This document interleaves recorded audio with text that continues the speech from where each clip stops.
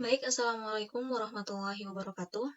Perkenalkan, nama saya Zuhru Fadianaza dengan NIM 2101081110025. Di sini saya akan membahas soal analisis real 2.3 nomor 6.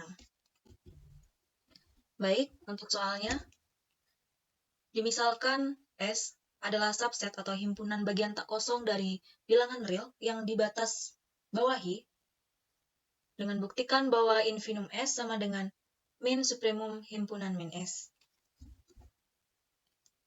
Pembahasannya bisa dimisalkan jika T sama dengan himpunan min S, akan ditunjukkan bahwa infinum S sama dengan himpunan min S. Karena S terbatas di bawah, maka S memiliki infinum. Misalkan U adalah infinum dari S, maka U kurang dari sama dengan S elemen infinum S. Dari sini, min S kurang dari sama dengan min U, S elemen infinum S, sehingga min U adalah batas atas dari T. Diberikan sebarang batas atas T dari T, maka min S kurang dari sama dengan T untuk setiap S elemen infinum S. Dari sini, min T kurang dari sama dengan S untuk setiap S elemen infinum S. Dengan kata lain, min T adalah batas bawah dari S, karena U adalah infinum dari S atau batas bawah terbesar dari S, maka haruslah min T kurang dari sama dengan U, sehingga min U kurang dari sama dengan T. Dari sini, min U adalah batas atas terkecil dari T, jadi bisa dibuktikan bahwa min U sama dengan supremum T dan infinum S sama dengan min supremum himpunan min S. Sekian dari saya, untuk pembahasan selanjutnya akan dijelaskan oleh teman saya.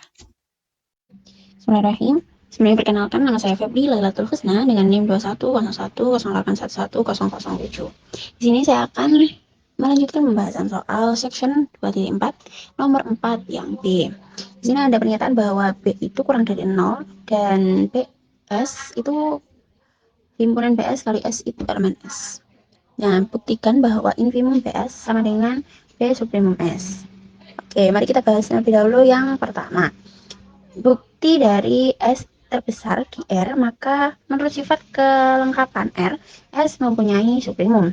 Misalkan U sama dengan supremum S, maka U adalah batas atas S. Jadi S kurang dari sama dengan U untuk semua S di elemen S.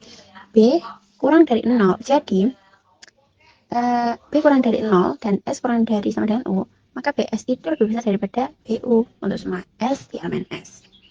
Jadi BU merupakan batas bawah dari BS. Nah, itu merupakan persamaan yang pertama. Misalkan nih, ada T sebarang batas bawah. Jadi kita ambil pemisalan T sebagai sebarang batas bawah BS. Akan dibuktikan T itu kurang dari sama dengan BU. Sehingga T sebarang batas bawah ini dari BS ini berarti T itu kurang dari batas BS untuk semua S di elemen S. Jadi kita buat kita ketahui bahwa B kurang dari 0 dan T itu kurang dari sama dengan BS. Maka T per B itu lebih dari S untuk semua S elemen S. Jadi dapat disimpulkan bahwa T per B merupakan batas atas S. Seperti itu teman-teman.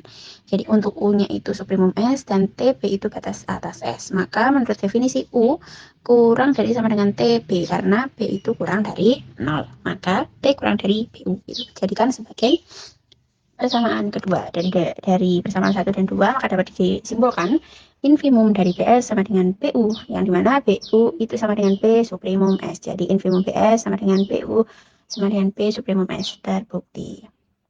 Oke, kita lanjut ke pembuktian berikutnya, dimana supremum BS itu sama dengan B infimum S. Buktinya adalah, jadi kita jelaskan S terbatas di R. Maka menurut sifat kelengkapan R, S mempunyai infimum. Misal nih, V sama dengan infimum S, maka V adalah batas bawah S. Jadi, V itu harus kurang dari sama dengan S untuk semua S elemen S. Sehingga B kurang dari 0 dan V kurang dari sama dengan S. Maka BS kurang dari sama dengan BV untuk semua S di elemen S. Jadi, BV merupakan batas atas BS. Termasuk dari ke persamaan persamaan 1. Kemudian kita misalkan nih, T itu sebarang batas atas dari BS. Maka dapat dibuktikan bahwa BV itu kurang dari sama dengan T. T itu sembarang batas atas BS. Berarti BS ini kurang dari sama dengan T untuk semua S elemen S. B0 kurang dari 0 dan BS itu kurang dari sama dengan T. Maka S lebih dari sama dengan T per B untuk semua S elemen S. Jadi T per B itu merupakan batas bawah S.